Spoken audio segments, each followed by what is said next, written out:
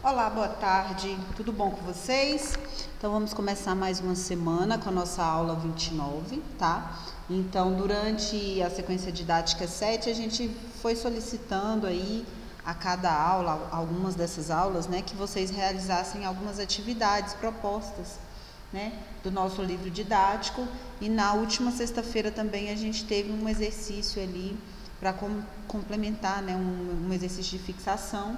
Então nós vamos fazer a correção de todo esse material hoje, tá? De forma rápida aí, vai estar disponível aí no arquivo PDF, né? Todas essas respostas para vocês acompanharem.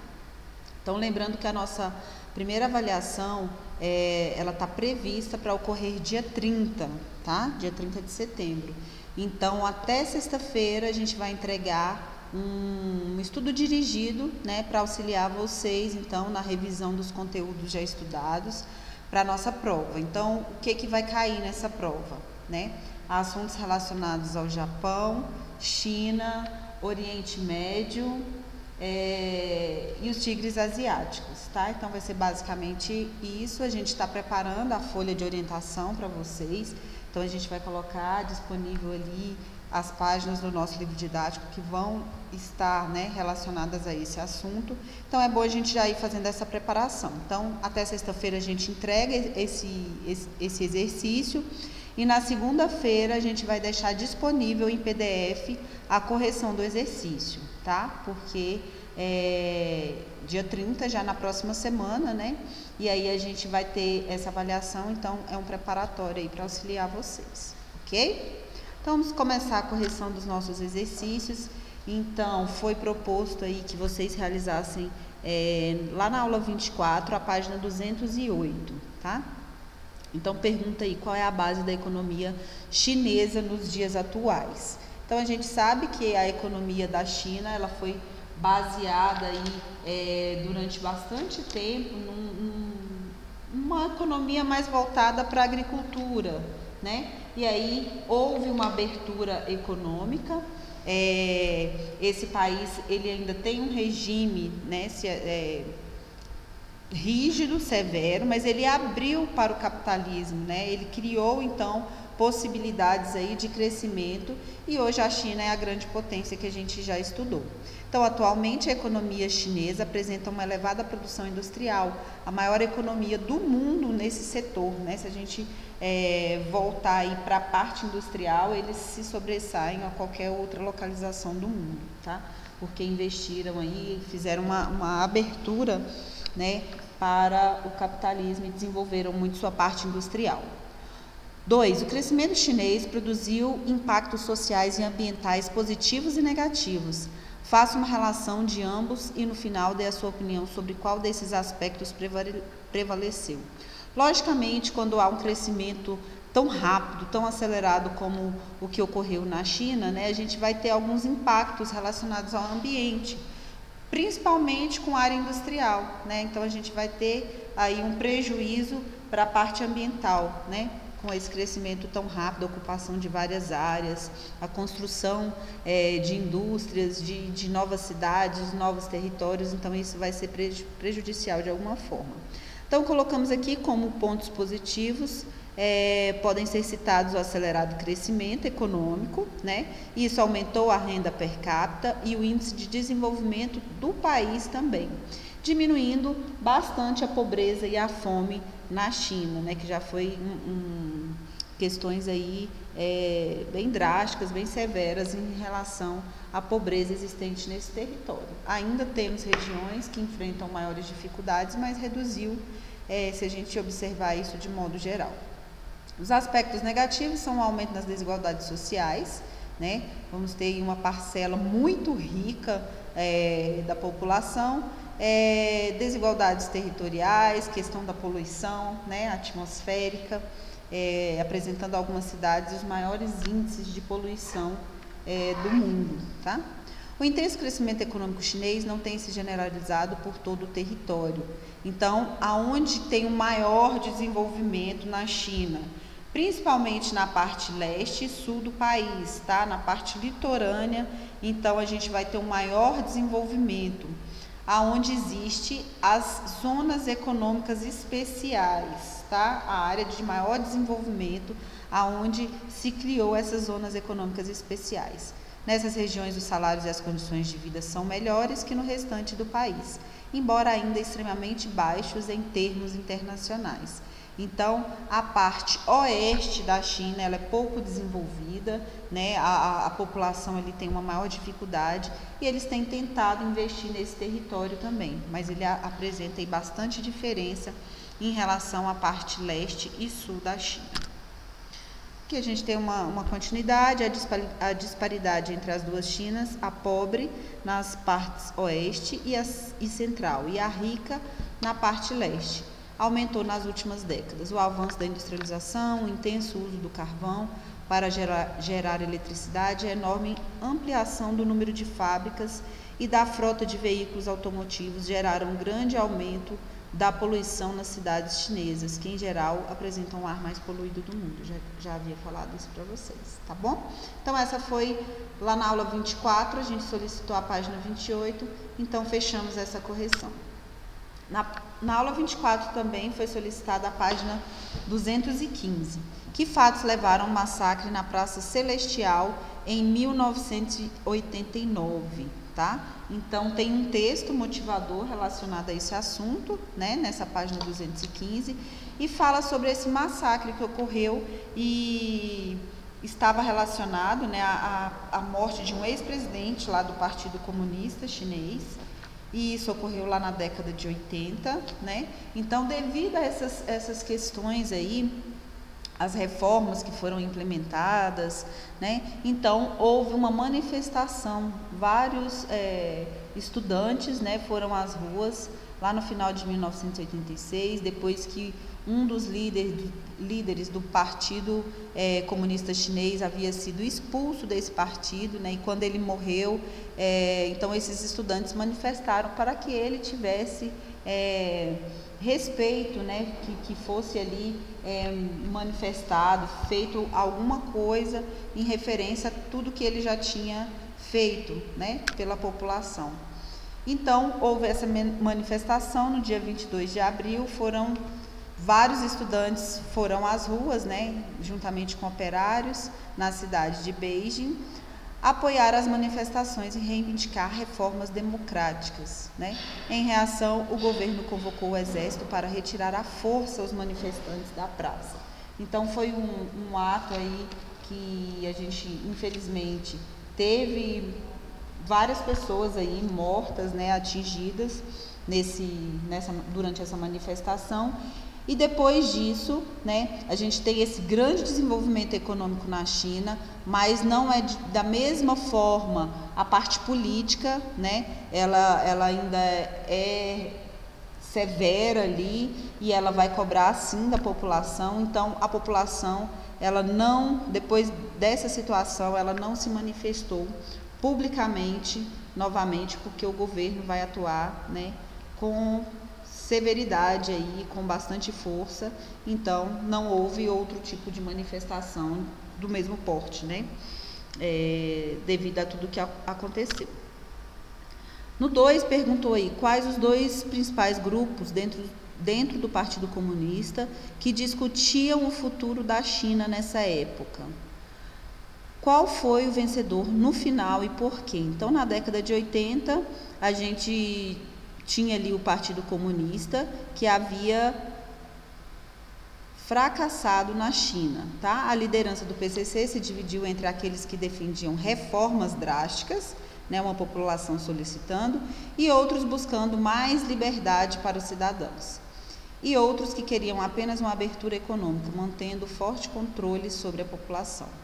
Então, os últimos aí, os que formavam a chamada linha dura, né, venceram quando Hu Yaobang caiu, tá? Então, a linha dura, então, aqueles conservadores, eles então venceram aí frente aos demais grupos.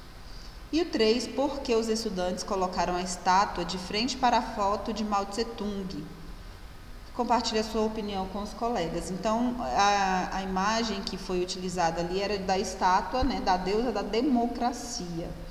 Então, ela foi colocada propositalmente de frente para a grande foto de Mao Tse-tung, né, que era o líder do Partido Comunista de 1949 a 1976, e cuja herança autoritária, né, os estudantes então questionavam. Então, foi um modo de reivindicação, né, não satisfeitos com o destino ali que o país enfrentou, né, com esse Partido Comunista. Então, eles usaram essa imagem como manifestação, tá bom? Na aula 26, a gente pediu a página 147, há uma relação entre clima, relevo e ocupação humana no Oriente Médio? Tem alguma relação, tanto o clima, quanto o relevo, quanto a população ocupar esses locais? Tem relação? Então, aqui, nas proximidades do litoral, onde o clima é subtropical mediterrâneo, nós temos ali a influência da maritimidade, né? Então, o clima ali é mais ameno. A maioria da população se concentra e pratica as atividades agrícolas. Com relação ao relevo, destaca-se a planície da Mesopotâmia, né? Onde a gente tem os rios Tigre e Eufrates. Então, nesse local, apresenta também uma elevada densidade demográfica e o cultivo de diversos gêneros agrícolas, como arroz, trigo, cevada e algodão, tá? Então, existe sim essa relação. Logicamente, a população vai ocupar, né, os locais aí de tipos climáticos mais agradáveis, mais acessíveis, né? Porque no Oriente Médio, as demais áreas vão ser de clima semiárido, né? Desértico ali. Então, o melhor local é próximo ao mar, né? Vai ser a melhor localização. 2. Explique a relação existente entre a estrutura geológica do Oriente Médio e a presença de petróleo nessa região. Então, nas nossas aulas anteriores aí, a gente falou dessa questão. A estrutura geológica do Oriente Médio propicia a existência de grande parte das reservas mundiais de petróleo nessa região. Então, nesse local, lá no Oriente Médio, a gente tem a ocorrência de bacias sedimentares, né, que apresentam aí a presença de hidrocarbonetos, né, e através desses hidrocarbonetos aí a gente tem a existência também de um anticlínio, uma formação curva, né, em forma de cúpula, que forma essas bacias sedimentares. E tudo isso aconteceu porque a gente teve o choque de placas tectônicas, né? Então, essas placas se convergiram, se chocaram e abriram, então, uma fenda, né? Por essa fenda escoou, então, grande quantidade aí de recursos marinhos, de organismos marinhos, né? De água do mar. Então, nessa fenda foi preenchida há milhões de anos, logicamente, por essa água e por esses seres marinhos que ficaram presos no meio de camadas rochosas, e estas se transformaram em petróleo e gás natural no decorrer do tempo, tá? Por isso, então, o grande volume de petróleo no Oriente Médio.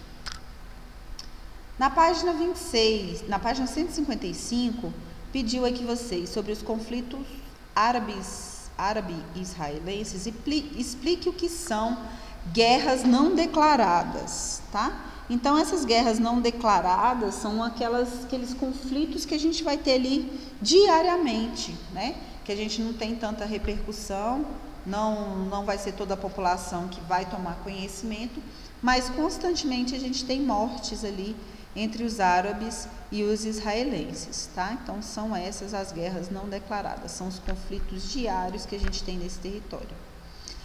Comentem as dificuldades para solucionar o conflito Israel-Palestina e apontem uma medida que seria eficaz para garantir a paz nessa região. Então, é uma das regiões mais complexas que a gente tem no mundo, né, de difícil solução. A gente estudou bastante isso porque está relacionada àquela partilha territorial, aquele acordo que foi proposto, né, e que não foi aceito, né, pela população de palestinos. Então, nós temos aí, alguns analistas têm um lema para essa situação, né, paz por terra, indicando que só concedendo uma efetiva soberania aos palestinos sobre suas terras é que Israel vai ter paz, né? A gente tem esse conflito. Mas é impossível devido ao radicalismo de ambos os lados. Os judeus ortodoxos pensam que toda essa região, incluindo a faixa de Gaza e a Palestina, errei aqui, tá? Na digitação, é a Grande Israel, proclamada pelos textos sagrados. E os radicais árabes nem sequer admitem a existência de Israel. Eles entendem aquela população como um corpo estranho, né, e não aceitam de forma alguma. Então, eram esses os exercícios do livro. Na última aula, a gente colocou essas atividades complementares, tá? O Oriente Médio está localizado entre os mares Mediterrâneo, Negro, Cáspio, Arábico e Vermelho. Item verdadeiro. Os climas predominantes no Oriente Médio são semiárido e tropical. Não seria o clima tropical aí, como já foi mencionado, tá? No litoral ali a gente vai ter um clima subtropical, né? As reservas de petróleo são as principais fontes de renda da economia do Oriente Médio. Verdadeiro. A gente observou as características desse terreno, dessa localização. A Organização dos Países Exportadores de Petróleo, a OPEP, tem como principal objetivo centralizar as políticas referentes à exportação e o preço, né? Eles regulam ali o preço do petróleo no comércio mundial. Verdadeiro.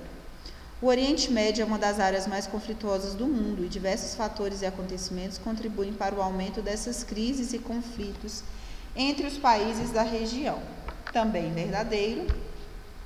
O relevo predominante no Oriente Médio é formado por planalto, ok, com a presença de raras planícies e cadeias montanhosas localizadas principalmente na porção oeste. Tá? Então, as cadeias montanhosas apresentadas no Oriente Médio vão se encontrar mais na parte norte e leste, né? Então, essa questão é falsa. As rotas da seda eram uma série de rotas interconectadas através do sul da Ásia e eram usadas no comércio da seda entre o Oriente e a África, tá? Então, a gente mencionou aqui, não era somente, né, nesse território, a rota da seda, então, ela primeiramente ligava ali a Europa ao Oriente Médio, né, toda essa localização. Posteriormente, hoje a gente tem uma nova rota da seda implementada aí pelos chineses, tem investido um alto valor na construção e melhoria, né, de rodovias, de portos, de ferrovias. Então, essas áreas aqui mencionadas, né, não condizem com o ambiente inicial e nem esse posterior, né, não seriam somente essas áreas do sul da Ásia, também não somente Oriente e África.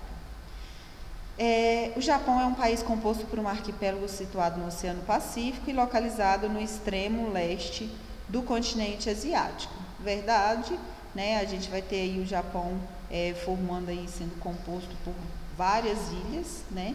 4 de maior extensão e algumas outras de menor dimensão. Japão, um país com altos níveis de instabilidade tectônica, com a presença de vulcanismo ativo, fazendo parte de uma zona conhecida como Ciclo de Fogo do Pacífico. Verdadeiro. E o último, o relevo do Japão é de formação jovem, período terciário da era Cenozoica. Predominância de planícies e com uma estrutura geológica de dobramentos modernos. Então, o Japão, ele não tem essa predominância de planícies, né? Então, eu tenho uma formação recente, né? Uma área de intensa atividade, mas então a gente não vai ter essa predominância de planícies, né? Pelo contrário, a gente vai ter uma predominância de áreas com maior altitude, né? E isso até inviabiliza aí a ocupação humana no Japão, por causa dessas áreas muito íngremes. Questão 2, a relação da água, a relação água-população deve se colocar de forma inquietante nas próximas décadas. Se nessas regiões eclodirem as guerras pela água, elas não terão sido iniciadas por fatalidade, mas por decisão política, né? Então, a gente está trazendo aqui uma informação séria relacionada à água e população, né? E isso se deve muito ao crescimento econômico, né? Ao desenvolvimento da população. Então, isso está muito relacionado à tomada de decisão do poder, né?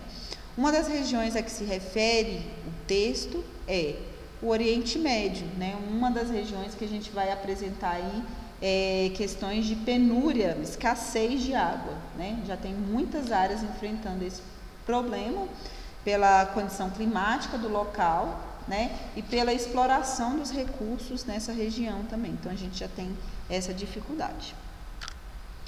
3. Leia o texto e observe o mapa abaixo. Então, o Oriente Médio é uma região de grande instabilidade política, onde encontramos um emaranhado de culturas diferenciadas, antagonismos religiosos, múltiplas formas de organização política e econômica. Nesse contexto, merece uma análise mais cuidadosa por sua gravidade e persistência, os conflitos entre árabes e judeus. Mesmo após a resolução da ONU, que em 47 dividiu o território em 2 estados, Israel e Palestina, e uma cidade internacional, que é Jerusalém.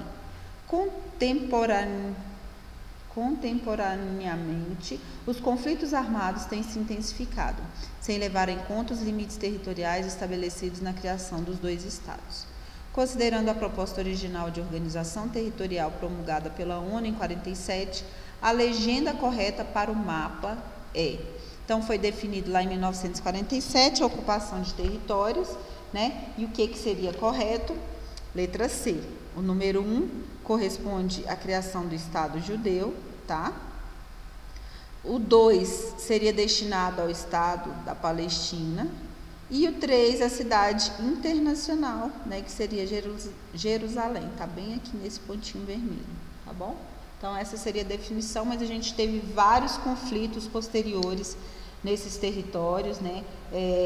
A Guerra da Partilha, a Guerra dos 6 Dias, o conflito do Yom Kippur, né? Vários conflitos, e essa configuração foi se modificando, né? Então, uma área bastante complexa.